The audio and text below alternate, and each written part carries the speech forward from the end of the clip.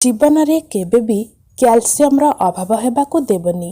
बास भिजाइकी खातु एही तीनोटी जिनिस 80 वर्षरे भी घोड़ा परी दौड़िबे।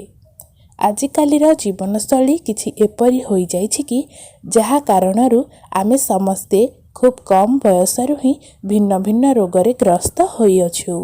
समस्ते घर खाइबा छाड़ी बाहर खाइबा प्रति अधिक रुचि देखाउछंती, जहा फलरे समस्ते अधिकांश समय बाहरर अस्वास्थ्यकर खाद्य सबु खाई शारीरिक पीड़ारे ग्रस्त होइथांती। एहा सह आजिकाली शरीर प्रायतः समस्तंठारे ही क्याल्सियम रो अभाव देखिबा पाई मिलुछि, जहा फलरे शरीर विभिन्न अंगरे गंठी जनित समस्या तथा दृष्टिशक्ति जनित समस्या और आहुरी अनेक प्रकारर समस्या मान देखा जाउछि।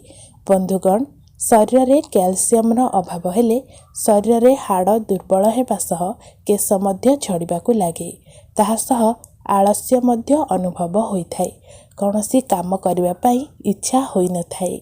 एही क्याल्सियम जनित समस्या रु रक्षा पाइबा पाई आपण राति रे एक मुठा चिना बादाम को पानी रे भिजाई रखी दियंतु। एथिरे एपरि पोषक तत्व रही थाए जहाँकि शरीर को दुर्बल हेबारु रक्षा करिथाए। एहाकू आपण दिन मध्यरे कौनसी समय रे भी सेवन करिपारिबे।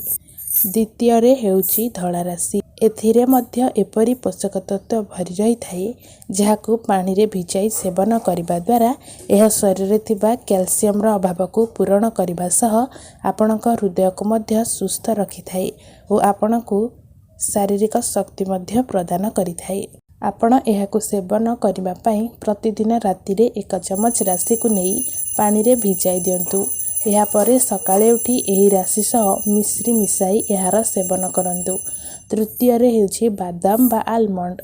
आपण प्रतिदिन राति रे 5 रु 6 टी बादाम नेई पानी रे भिजाई दियंतु। एहा परे सकाळे उठी एही बादाम रो चोपा को छडाई एहाकू सेवन करंतु।